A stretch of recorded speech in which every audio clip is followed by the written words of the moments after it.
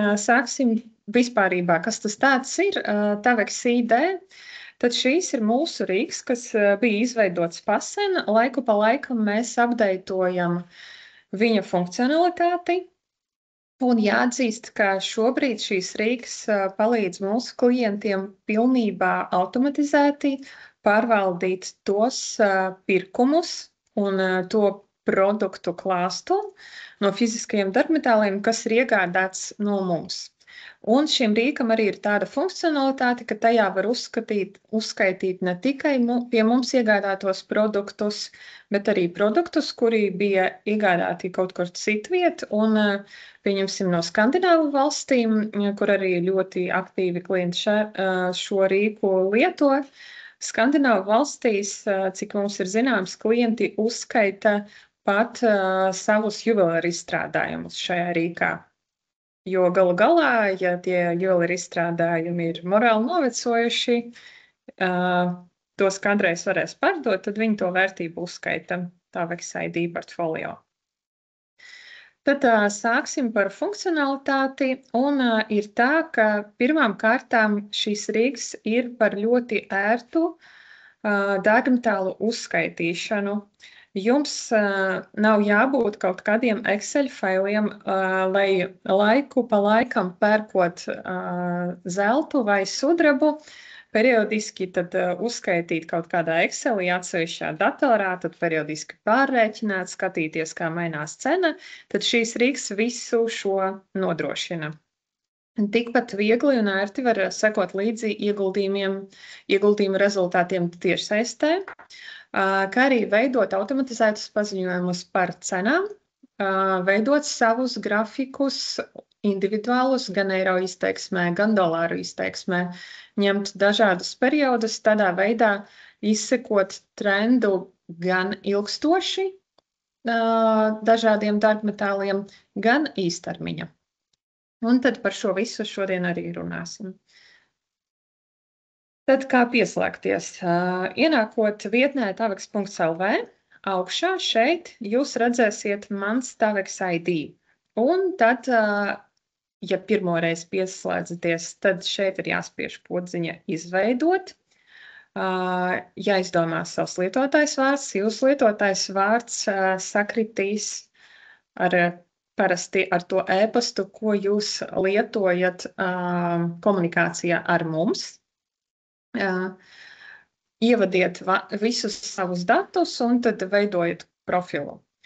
Un šeit ir svarīgi, ar ko vispār šī jauna funkcionalitāte mums ir atjaunināta.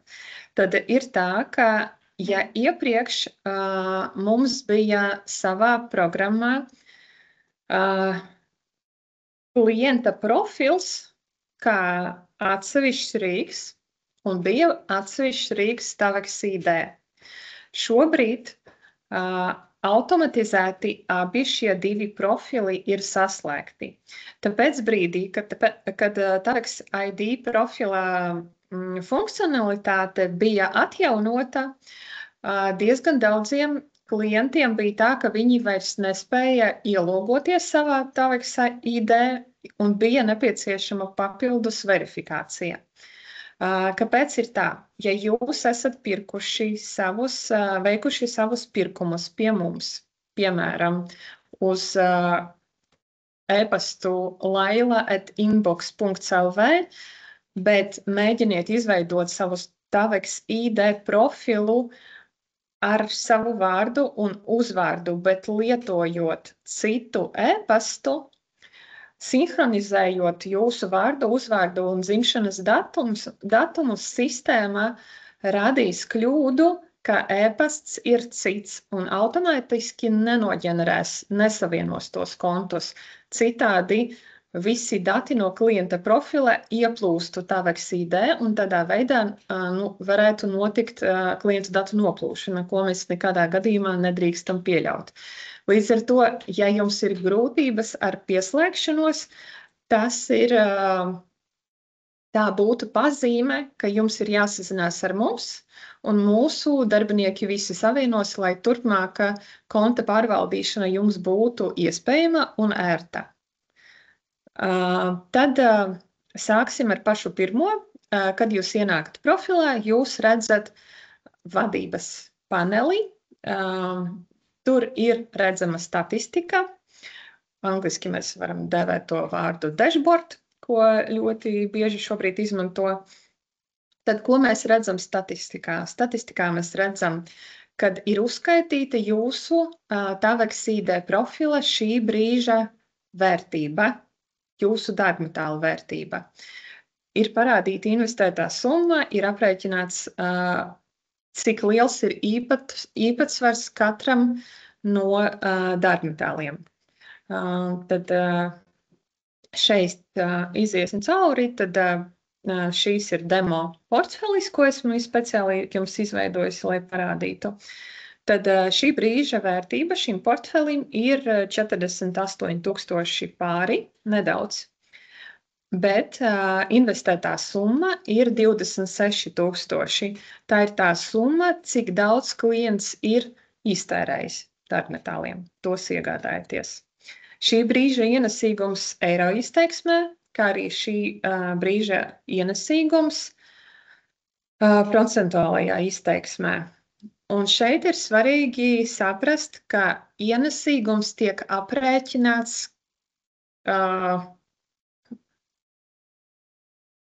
tehniski, finanšu valodā to mēs varētu dēvēt par nerealizēto peļņu. Ienesīgums, ja jūs lietojat savu Tavex ID, jūs zinat, ka, piemēram, arī sastādot šo demo portfolio, vēl vakar šī portfeļa ienesīgums bija par 1,000 mazāks nekā ir šodien. Un tas ir saistīts ar to, ka cena zeltam pēdējo 24 stundu laikā ir izaugusi eiro izteiksmē vismaz par 0,5%, līdz ar to mūsu portfeļa vērtība iet uz augšu. Un es teiktu, ka šīs ir viens no ērtākajiem variantiem, kā var ātri un ērti redzēt, cik tad īsti, kā sokas jūsu darbmetāliem. Tad statistikā šeit rādās tad atsevišķi par zeltu un par sudrabu. Un redzam arī īpatsvaru. Tad nonāksim pašā portfelī. Un portfelī mums ir no sākuma rādās 3-4 produkti. Tie nav visi produkti, tie ir pēdējie produkti, ko jūs esat pirkuši vai pievienojuši savam Tavex ID rīkam.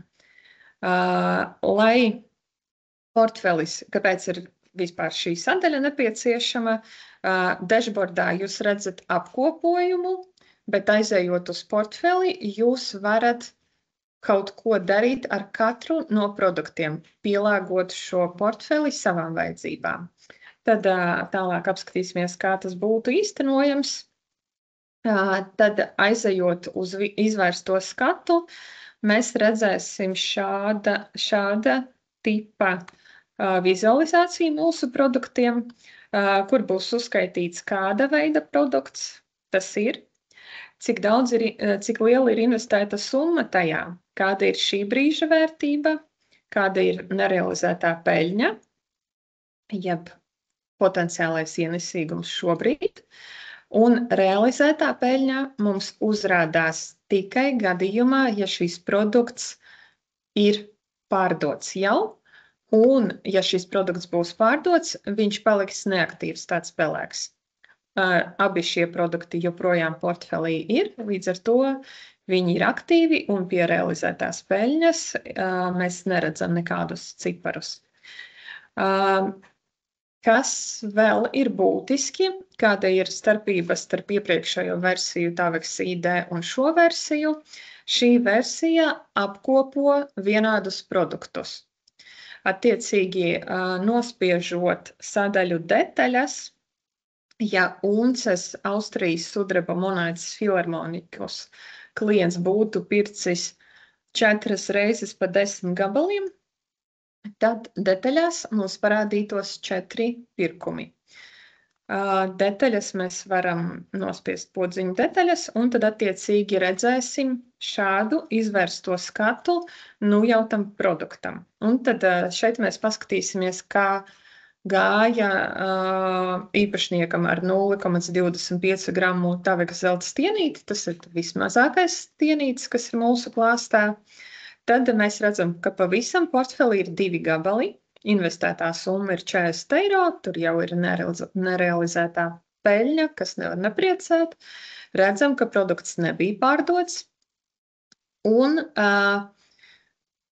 ir tāda lieta, par ko mēs arī vienmēr uzsveram, ka, ja jums ir ideja investēt dārgmetālos, nedariet to lielām summām, emocijas vadīti. To labāk vienmēr darīt pakāpeniski, ja ir izdomāts, ka jāinvestē dārgmetālos. Ja jums ir bail, ka šobrīd ir pīķa cena, tad nopērciet šajā mēnesī, nākamajā mēnesī, vai katram klientam tas var būt savādāk. Kāds var pirkt ik mēnesi, kādam tas horizonts iegādai varētu būt 1 gads. Pieņemsim, mums ir klienti, kuri ik decembrī iegādājas 1 uncas lunāra monētas. Tad, kāpēc es šo saku? Jo portfelī ir tāda lieta kā vidējā iegādes cena. Un ja mums šajā piemērā 2 stienīši tiktu nopirkti pa vienam, tad vidējā iegādes cena būtu aprēķināta sasummējot abas iegādes summas un sadalot ar 2. Ja? Tad šeit bija vienā darījumā viss nopirkts, tāpēc cena ir vienāda 20. Vēl kas ir interesants, tajā brīdī, kad jūs skatāties, vērtējat portfeli, jums šķiet, ka šīs bija labs pirkums un es labprāt to atkārtotu, jums ir poga šī iegādāties atkārtoti. Tad šī poga izraisīs kopiju pēdējam veiktajam darījumam ar šo produktu, attiecīgi pēc šī brīža cenas, bet būs identiska piegāde. Ja jums bija piegāde līdz namdurvīm, tad tā piegāde automātiski aizpildīsies jūsu iepirkuma grozā un atliks tikai veikt apmaksu. Bet jūs arī varat vēlāk, kad prece jau ir grozā, pamainīt iestatījumos piegādes adresi, apmaksas veidu un tikai tad apmaksāt. Tas ir tāds veids, kā gadījumā, ja jums patika šis produkts, neaizejot uz produkta lapu, diezgan ātri var veidot pasūtījumus.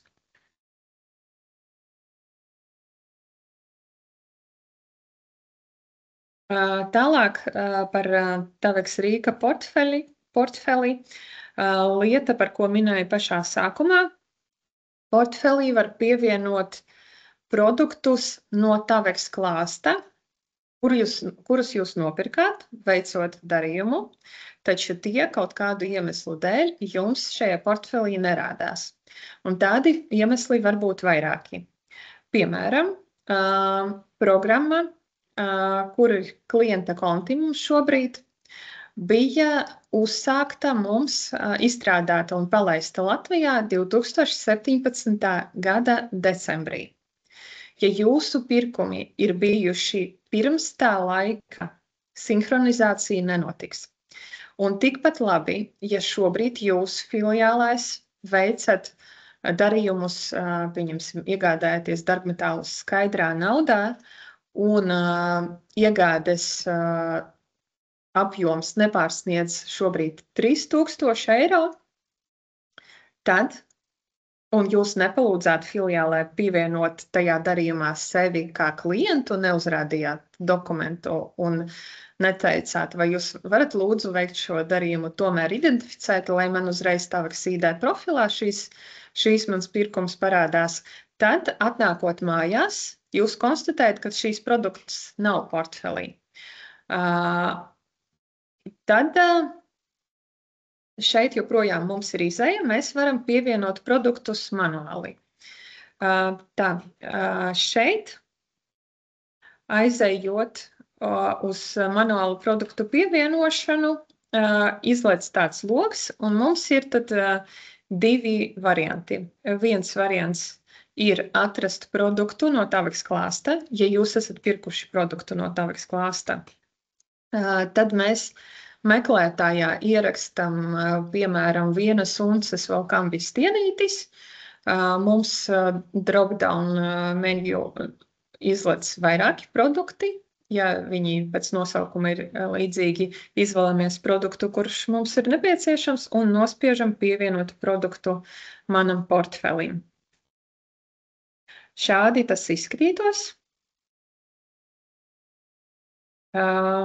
Piemēram, klientam bija nepieciešams papildināt portfeli ar 6. gada monētu.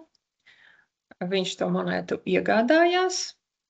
Viņš atcerās arī cenu, par kādu viņš to iegādājās. Tā cena, piemēram, tajā brīdī bija 500 eiro. Ierakstā iegādes datumu 14. decembris 2005. gada. Tas ir brīdis, kad parādījās tie lunāri mums pārdošanā, un pievieno savam grozam. Un produkts ir pievienots. Šeit viņš parādās, šeit atkal vizuāli var redzēt 1 grama zelta stieņus, bet tas produkts jums parādīsies, manuāli pievienot produkti jums rādīsies pašā apakšā. Šim klientam ir 3 lapas ar produktiem, līdz ar to kaut kad 3. lapā būtu tas produkts jāmeklē. Tad vēl viena versija ir tāda, ka jūs esat pirkuši degmetālus, zeltu vai sudrabu, un šie produkti nav iekļauti Taveks klāstā, un ar Taveks klāstu es domāju tikai un vienīgi tajā klāstā, kas ir iekļauts Taveks LV vietnē. Jo Taveks ir vēl viena vietne, taveksdāvanas.lv. Šis ir mūsu projekts, kur mēs pārdodam kolekcijas monētas. Tur pārsvarā ir sudraba monētas, tai skaitā arī Latvijas bankas monētas. Ja jūs, piemēram, vēlaties uzskaitīt Latvijas bankas monētu iegādi un iekļaut to savā portfelī, tad tas būtu jādara manuāli. Un šeit manuāli pievienot produktu, tūlīt es parādīšu jums, kā to varētu izdarīt. Ielogojos speciālajā testēšanas profilā, un mans portfelis tajā šobrīd ir tukšs, aizēju uz izvērsto skatu un pievienoju produktu manuāli, kas nav no Taveks klāsta. Un, kā jau minēju, vēlos pievienot Latvijas bankas monētu, izvēlos sudrabu, un man ir jāizvēlās, kāda tai precei produktam ir prove, jo uzskaitījums vērtībai šāda veida produktiem iet par gramu, un izējot no tā, kāda produktam ir prove. Izvēlos provi, kas atbilst produktam, es iegādājos šo produktu vai es pārdevu. Es pārdevu, jūs izvēlaties gadījumā, ja jums ir nepieciešams uzskaitīt un vēlties uzskaitīt kaut kādus pagātnes pārdošanas darījumus brīdī, kad jūs pārdevāt mums kaut ko, tad iegādājos produktu un produkta nosaukumu rakstam Latvijas bankas sudraba kāposts. Cena. Un šeit būtu cena, par kuru es iegādājos produktu, un svars uzrādam vai nu uncēs, vai nu gramos. Latvijas bankas produkti ir gramos, ierakstam 23, izvēlamies grami, un iegādes datums man bija 21. pērn. 21. decembris pērn. Tā, kaut kas man te sabrūk ar gadu. Tā. Pievienojam produktu portfelim, un šādi mēs to produktu redzēsim. Kas ir svarīgi? Ja es manuāli pievienošu produktu vēl vienu, piemēram, man ir vēl viena sudraba monēta, pieņemsim Fēniks, tās cena bija 89 eiro. tas svars bija 15,55 grami, un iegādājos to 15. maijā pērn. Pievienoju vēl vienu produktu, un, kā redzam, šobrīd man pazuda kāposts un parādās fēniks. Un mums vairāki klienti jau ir ziņojuši par to, ka viņam nevisai patīk, ka nosaukums manuāli pievienotajam produktam izlec pēdējais ievadītais un jau izstrādē mums atrodas tas, ka šeit būs nosaukums sudrabs, tādas proves, uzskaitījums gramos, un šeit, tad, kad jūs atversiet detaļas, būs šeit pie I burtiņa uzrādīsies, ka tā ir Feniks monēta, un šeit ir Latvijas Banka sudraba kāposts. Līdz ar to arī manuāli pievienojumiem produktiem princips ir tāds pats, ka visi produkti sasumējas kopā, lai jūsu portfelis būtu pārskatāms. Citādi klienti, kuri iegādājas zeltu 10 gadus un ilgāk, tur būtu tādi lieli, milzīgi palagi profilā. Līdz ar to speciāli izveidojam šādu. Tad turpināsim ar prezentāciju, un tad šo mēs izgājām jau, un par to, kā mēs varētu dzēst produktus gadījumā, ja vairs nevēlamies redzēt tos savā portfelī. Tad ir svarīgi izprast vienu lietu, ka tiklīdz jūsu portfelis ir sasaistīts ar darījumiem, faktiskajiem darījumiem, ko jūs esat veikuši, mums savā sistēmā informācija par tiem darījumiem pēc grāmatvedības likuma kaut vai jāglabā 5 gadus. Līdz ar to 5 gadi ir tas termiņš, kad noteiktiem produktiem nebūs iespējama dzēšana kā tāda, kad jūs vispār neredzat tos produktus. Bet jūs varat savādāk ar viņiem padarboties un izdarīt tā, lai tie netiktu uzskaitīti jūsu portfelī. Tad šeit ir 2 versijas. Kā mēs redzam šeit, 14. augustā iegādātajai precei mums ir tikai atstiņa, bet martā 22. gada iegādātām precēm ir gan atstiņas, gan tās miskastītes, kas mums liecina par to, ko šos produktus mēs varētu dzēst. Ja? Tad miskastītes parādīsies pie produktiem, kuri ir iegādāti ilgāk nekā pirms 5 gadiem, vai arī tie ir manuāli pievienoti. Produkts, kas ir šīs te, viņam parādīsies miskastīte pēc 5 gadiem. Cits ir jautājums, ko iesākt, piemēram, ja jūs esat produktu nopirkuši un, piemēram, uzdāvinājuši. Jā, spriežot pēc pirkumiem, produkts ir it kā jūsu uzskaitē, taču faktiski uz rokām tās monētas vai tās tieņi jums vairs nav. Šim te kalpo funkcija izslēgt, noslēpt, jeb hide, angliski, ja lietojat anglisko versiju. Tad šeit tad rādīšu, kā tas izskatās dzīvē. Arī pie detalizētā apraksta jums rādās, kā mēs redzējām iepriekš, atstiņas.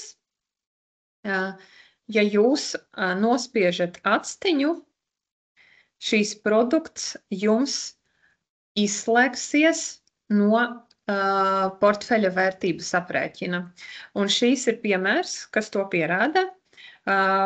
Piemēram, bija iegādātas 40 gabali Austrālijas sudraba monētas filharmoniķi, un pirkuma vērtība bija 1240 eiro, un šāda bija portfeļa vērtība.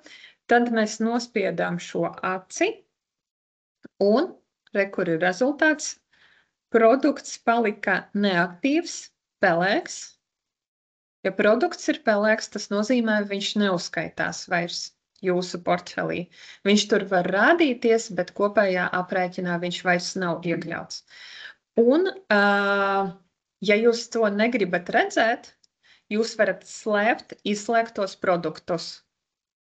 Tad tie nonāks tādā arhīvā, kurš nemaz nav redzams, bet jums vienmēr būs šeit tāda rinda, ka produkti ir izslēgti no portfeļa, un tā rinda jums piedāvās darbības, piemēram, apskatīties, kādi tie produkti ir, un tad jūs kaut kādā brīdī, es nezinu, piemēram, uzdāvinājāt mammai monētu, mamma pēc kāda brīža izdomāja, ka dēliņ, tomēr, zini, kā es labāk saņemšu no tevis šādu dāvanu, bet lai šī monēta paliek tev. Un jūs it kā vienā brīdī uzdāvinājāt to, bet tā dāvana pie jums kaut kādā veidā atgriezās mistiskajā kārtā, tad jums atkal jāiekļauj atpakaļ portfelī. Līdz ar to aizējam atkal šeit un varēsim iekļaut atpakaļ, nospiežot atkal atsteņu, lai būtu redzams. Un šeit ir pierādījums, ka pie izslēgtā produkta samazinās arī portfeļa vērtība, jo šīs skaitlis vairs tur neuzskaitās. Iesim tālāk. Šodien no rīta mums bija diezgan interesants gadījums. Mums uzzvanīja klients un teica, ka kaut kas absolūti nobruka un viņam nav. Viņš neredz absolūti neko savā Tavex ID portfelī. Mēs palūdzām mūsu IT izstrādātājus pieslēgties. Viņi pārliecinoši teica, ka viss kārtībā, portfelis darbojās. Sazinājāmies atkārtoti ar klientu. Viņš joprojām turpināja uzstāt, ka nē, viņam ir pa nulēm. Palūdzām atsūtīt screenshotu, un screenshots tika atsūtīts, un izrādījās, ka cilvēks nejauši mēģināja ielogoties citas Tavex pārstāvniecības Tavex ID kontā. Viņš surfoja tajā pārstāvniecībā, kur varēja nopirkt platīnu palādiju, un visticamāk nejauši nesaprotot, ka viņš joprojām neatrodas Tavex vietnē, tur ielogojās, un patiešām ielogoties joprojām var. Ar savu Tavex ID lietotāju vārdu un paroli jūs varat ielogoties visās 13 valstīs. Piemēram, netik sen Lielbritānijā, Londonā mums ir atvērusies pārstāvniecība, ir atvēries veikals, pirms tam viņi bija darbojušies tikai kā interneta veikals. Ja pēkšņi staigājot pa Londonu, jūs ieraugat Tavex un izdomājat, nopirkšu mazu stienīti, lai ir stāsts par to, ka Tavex zelts ir pirkts gan Latvijā, gan Londonā. Tad vēlāk ielogojieties Londonas vietnē sava Tavex ID profilā, jums uzrādīsies, ka jums tur ir viens maziņš stienītis. Latvijas profilā gan to neredzēsiet. Es teiktu, ka uzskaitīt vienāda veida dārgmetālus dažādu pārstāvniecību profilos nebūtu ērti, bet šeit mums ir viens piemērs ar platīnu un palādiju. Piemēram, Polijas pārstāvniecība pārdod gan platīnu, gan palādiju, un, ja jums ir veikti pirkumi pie viņiem, tad šos divus dārgmetālus var mierīgi, pārslēdzoties uz angļu valodu, tajā vietnē uzskaitīt tur, lai atkal būtu parocīgi un ērti to vērtību redzēt vienmēr. Tad par mani pasūtījumi. Kaut kādā ziņā Latvija ir unikālā valsts, arī Tavex ID griezumā. Ir tā, ka šīs rīks ir izstrādāts visai grupai, un diezgan reti, kad mēs varam pielāgot mūsu prasības tik tālu, lai tās prasības lietotu absolūti visa grupa. Visbiežāk Latvijas prasības, it īpaši tās, kas nāk no valsts ieņēmuma dienesta par darījumu uzskaitīšanu, Latvijā ir stingrākas kā citur, un citās valstīs šī sadaļa mani pasūtījumi rēķini tiek izmantota, lai cilvēki varētu izmantojot, lejupielādējot no šīs sadaļas rēķinus, varētu valsts ieņēmuma dienestam sūtīt šo informāciju. Latvijā, diemžēl, šādi nedarēs, jo Latvijā rēķini nav darījuma attaisnojošie dokumenti. Darījuma attaisnojošie dokumenti Latvijā ir tikai PPR vai čeki.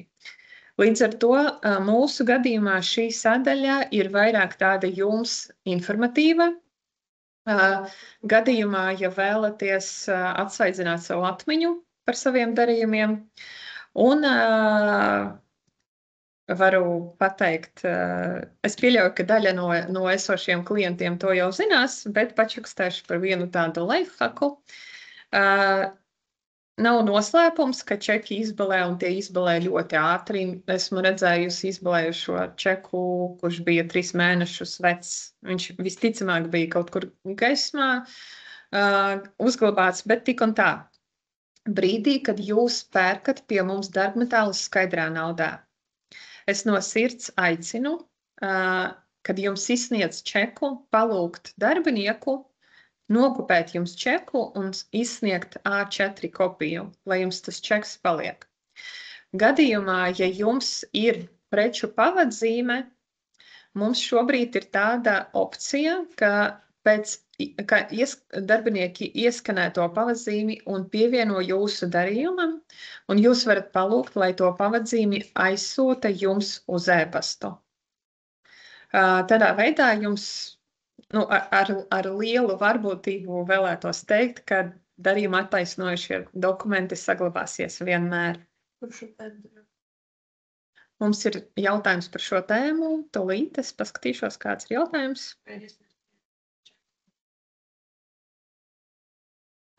Pievienot Taveks ID? Diemžēl pagaidām nav iespējams. Pagaidām nav iespējams šādas runas sapulcēs mums gāja. Pagaidām izstrādātāji saka, ka šāda veida informācijas pievienošana būtiski bremzētu lapu, kas nav vēlams, līdz ar to pagaidām mēs neiesim uz priekšu ar šo kaut kādu developmentu. Tad šādi izskatās tie rēķini. Jūs varat lejupielādēt rēķinu, un ja tomēr pēc čeku skanēšanas, pēc pavadzīmes aizsūtīšanas kaut kas nobruka tik tālu, ka nevar atrast tos attaisnojuma dokumentus, jūs ar šo rēķinu, ko atradīsiet šeit, varat griezties jebkurā no Taveks filiālēm vai mums uzvanīt un pieprasīt sagatavot apliecinājumu par darījumu veikšanu. Šādus apliecinājumus mēs darām ļoti daudz, it īpaši brīžos, kad valsts ieņemumu dienestā pēc gada beigās ir jāsniedz deklarācijas, tad mums ir pilnīgi viens cilvēks noslogots, kurš taisa tos apliecinājumus. Tad arī šeit pie darījumiem jums, ja jūs atkal skatāties un jums šķiet, ka darījums ir bijis veiksmīgs un es vēlētos šo produktu identiskā apjomā atkārtot, šeit ir poga atjaunojiet pasūtījumu, un šīs pasūtījums faktiski dublēsies grozā, līdzīgi kā bija iepriekš stāstīju pie detaļām pie portfeļa. Ja, vienīgais tas viss būs, dublēsies, bet ar šī brīža cenu. Tad tālāk mēs ķersimies klāt sadaļai mans profils. Nedaudz jau pašā sākumā pieskāros šai tēmai. Tad runājot par manu profilu. Tur ir tā, ka uzrādīsies jūsu vārds, uzvārds, lietotāja vārds, dzimšanas datums, personas kods un rezidences valsts. Un šī ir tā informācija, ko jūs pašrocīgi nedrīkstat mainīt. Jo šī informācija nonāk no mūsu sistēmām. Ja jūs tur kaut ko mainat, mainās informācija mūsu sistēmās, un tas nav pieļaujami atkal dēļ tās pašas verifikācijas. Kādi gadījumi ir bijuši? Ir bijuši gadījumi, kad, piemēram, sieviete apprecējās, viņai mainījās uzvārds. Tad šajā gadījumā līdzīgi kā notiek bankās, pieņemsim, ir notikušas kāzas, jums ir samainīta pase, tad vai nu mēs veicam attālinātu verifikāciju, saņemot jūsu personas kodu un redzot, ka patiešām ir nomainīts uzvārds, vai nu, ja darījumu veicat Taveks klātienē filiālēs, tad vienkārši uzrādat jaunu dokumentu un mūsu darbinieki sistēmā samainīs uz jūsu jaunu uzvārdu. Bet gan kontaktinformāciju, tālruņa numuru, e-pastu un piegādes adreses jūs varat mainīt pašrocīgi. Šeit arī ir paroles nomaiņa iespējama, un ir iespējams arī redzēt, kad jūs pēdējo reizi pieslodzaties savam Taveks ID profilam. Tad nākamā funkcija, nākamā cilne šeit ir mani grafiki. Šīs atkal mums ir tāds dashboard skats, jeb vadības panelis, un vadības panelī jūs varat redzēt 4 skatus. Šīs ir maksimālais, ja? Ja jūs izveidosiet vairākus grafikus, viņi jums būs jāmeklē pie izvērstā skata, šeit būs 4 un visi pārējie tur. Tad arī sākumā teicu par tiem grafikiem, ka tas ir ērti, lai izsakotu tendences. Un vislabāk no mūsu puses arī ieteicamais veidot ilgtermiņa grafikus vismaz 5 gadiem. Veidot year to date, tas ir no šī gada 1. janvāra līdz šim brīdim, un 24 jeb 72 stundu grafikus. Tādā veidā šeit uzreiz savā vadības panelī ielogojoties, jūs varēsiet redzēt, kādas ir īstermiņa tendences un kādas ir ilgtermiņa tendences. Tad šeit apskatīsimies nedaudz smalkāk. Tad mēs pārgājām uz to izvērsto skatu grafikiem. Šeit mēs varam veidot jaunu grafiku. Un tad šeit manos grafikos redzam, kādi ir izveidoti, un, lai redzētu no šejienes grafiku, mums jānospiež apskatīties. Spiežam apskatīties, un mums atvērās šāds te izvērstais skats, un redzam, kad ir veidots par sudrabu, dolāros, year to date, jeb no šī gada sākuma, ir līnija diagramma.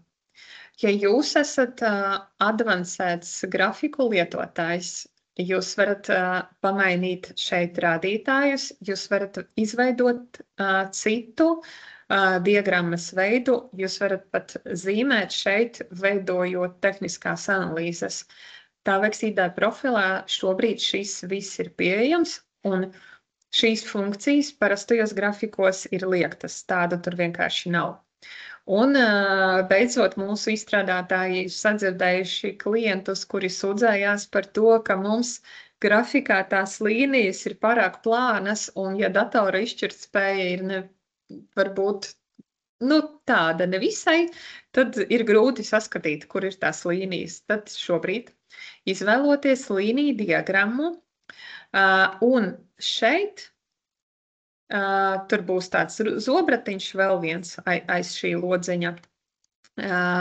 Nospiežot settings, jums izlaiks šīs te loks, un mēs varam mainīt līnijas biezumu. Zvanīja klients, teica, ka šī ir lēme pilnīgā. Gaidīja ilgi, un tagad ir pārlaimīgs. Jā, lietojiet grafikus, veidojiet grafikus tādus, kādi jums ir nepieciešami dažādās valūtās. Un atkarībā no tā, par kādu periodu jūs to grafiku izveidojāt, cenas izmaiņām būs par to jūsu izveidoto periodu. Ja jūs šobrīd šajā skatā nomainīsiet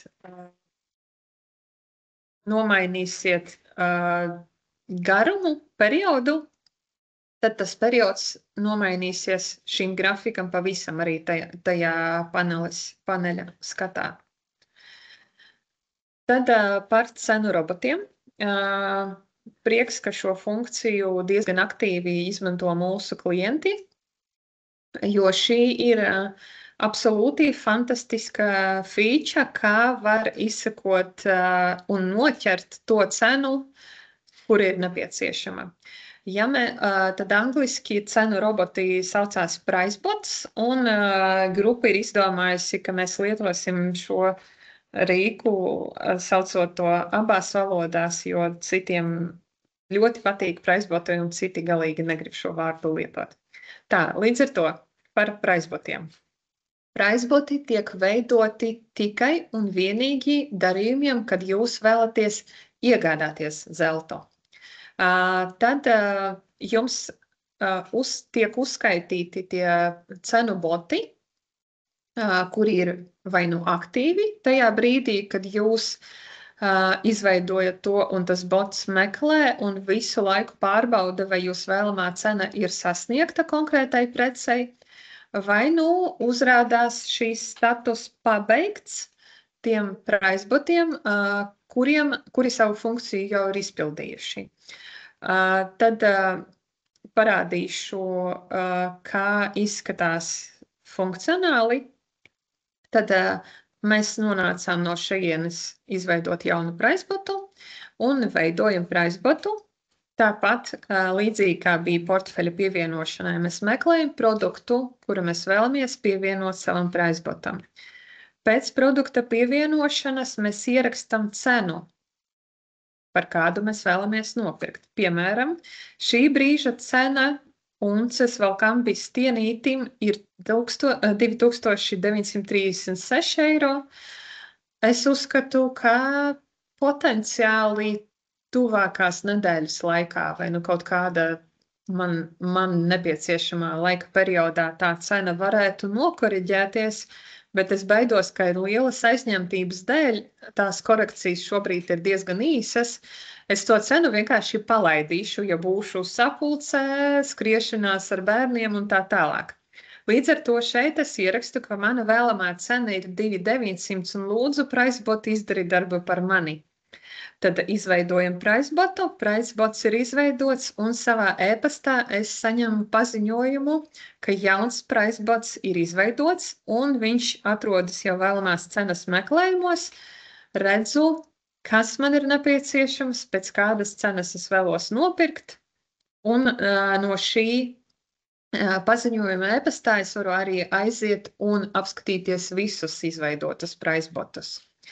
Un tad tajā brīdī, kad PriceBots ir atrodis cenu, es saņēmu šādu te paziņojumu, ka vēlamā pirkuma, ja piegādas cena jau ir sasniegta, un man ir stunda, lai veiktu pasūtījumu un apmaksātu to.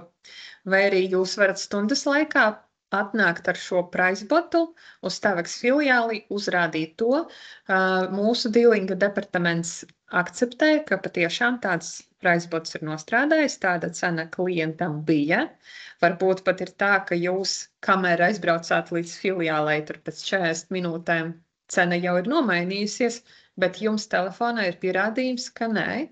Mans PriceBots solīja, ka uz stundu vismaz šāda cena man būs, un tad filiāles to cenu pielāgo tādu, kāda jums ir solīta.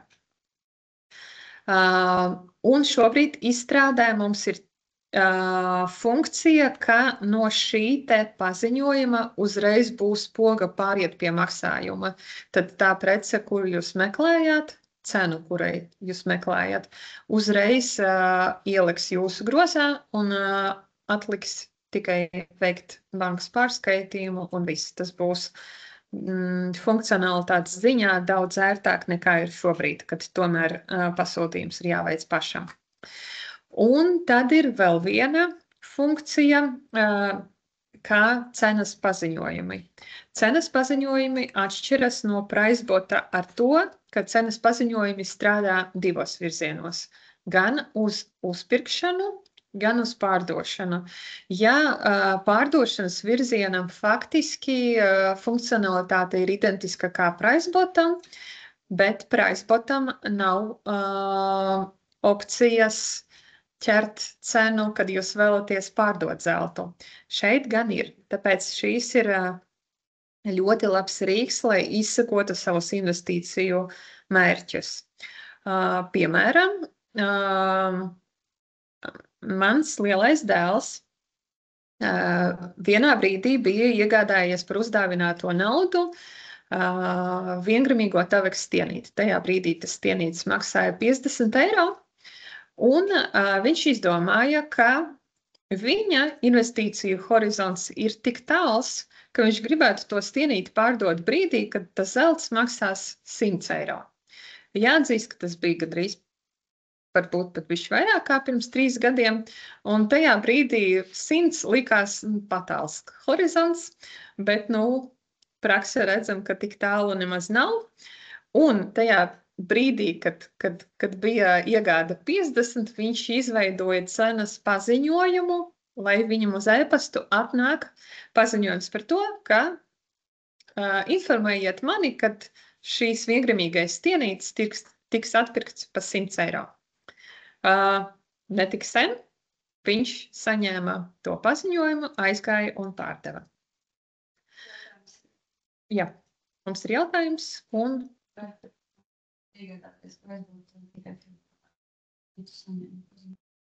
Par Pricebot paziņojumu. Ja jums ir Pricebot paziņojums, ja jūs ielogojaties vietnē uzreiz un redzat, ka tur ir tā pati cena, kas jums ir Pricebotā, tad varat sūtīt vietnē. Tas jums būs vienkārši kā tāds notifications par to, ka aizēju un pasūtīju, šīs ir īstais laiks. Ja jūs redzat, ka par to laiku, kamēr jūs pamanījāt, ka jums ienāk e-pastā šīs paziņojums par Pricebota, ka viņš ir atradis vēlamo cenu, ja jūs redzat, ka cena ir pamainījusies, aicinu sazināties ar dīlingu mūsu dīlingu vīrieši ir maksimāli atsaucīgi, un viņi vienkārši jums piestādīs rēķinu, jau ierakstot to Pricebota cenu, kas bija pie nosacījuma, ka jūs iekļausieties tajā 1 stundas laikā. Vai es atbildēju uz jautājumu? Labi, tā. Man šķiet, ka ar cenas paziņojumiem mēs arī tad pievienojām brīdinājumu par cenu. Un brīdinājums par cenu gan neizraisa e-pastu, kurš jums paziņo, ka tāds brīdinājums jums ir izveidots, bet jūs saņemat e-pastā tādu paziņojumu, ka apsveicam jūsu vēlamā cena tādam produktam ir sasniegt, mērķis ir sasniegts. Ja? Un tad jūsu portfelī tos paziņojumus jūs varat redzēt divās sekcijās. Pirmā sekcija, kuru es vēlos iegādāties, un otrajā, kuru es vēlos pārdot. Tad šeit bija izveidots Pricebots, ka gribēja iegādāties 1 grama Taveks stienīti pēc noteiktās cenas, un status jau ir izpildīts. Turpinot, starp citu, par īpašā PVN režīma sudraba monētām, ir tā, ka šīs te monētas mums patiešām ir uz izķeršanu, un sākotnēji bija paredzēts, ka mēs piedāvāsim semināru dalībniekiem vismaz 10 tūbes, bet viss tika izpirkts šīs nedēļas laikā, viss, kas mums bija. Tāpēc ir ļoti laba funkcija. Kad jūs aizējat uz preci, līdzīgi kā apģērba veikalos, ir poga paziņot, kad ir pieejams.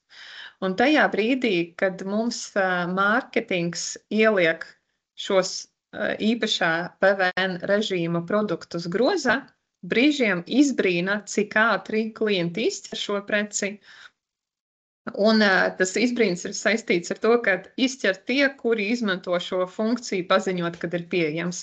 Viņi saliek visiem tiem īpašā PVN režīma produktiem paziņot, kad ir iespējams. Un dažreiz ir tā, ka piedāvājumā mums ir vairākas kastes ar tādām monētām. Dažreiz mums ir dažas tūbas ar tām monētām. Bet pirmais tiek tas, kurš sev ir uzlicis to automatizētu paziņojumu, kurš aiziet e-pastā uzreiz tiklīdz parādās mūsu stokā. Man šodien tas būtu viss. Es ļoti ceru, ka šīs webinārs, ka šī stunda nebija jums iztērēta lieki un ka jūs ieguvāt arī kādu jaunu informāciju. Paldies par dalību un ceru, ka tiekamies kaut kad jaunreiz vai nu webināros vai nu klātienes semināros. Paldies, lai jauks vakars!